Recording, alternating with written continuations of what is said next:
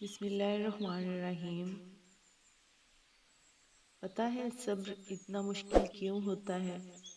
کیونکہ اللہ نے صبر کے صلے میں کن کا معجزہ رکھا ہے۔ اللہ نے اگر معجزہ نہ کرنا ہوتا تو وہ تمہیں یہاں تک لاتا ہی نہیں۔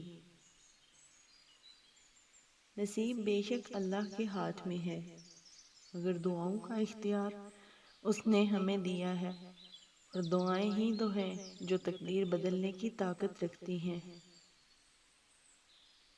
اللہ روتی ہوئی آنکھوں کو یوں ٹھنڈا کر دے گا جیسے اس نے حضرت یعقوب علیہ السلام کی آنکھوں کو ٹھنڈا کر دیا تھا۔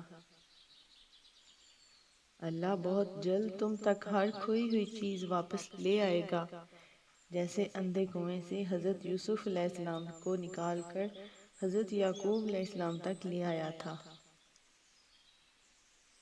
تم بس قبولیت کا یقین رکھو، کیا ہو سکتا ہے اور کیا نہیں یہ سوچنا تمہارا کام نہیں، تمہارا کام صرف دعا کرنا ہے۔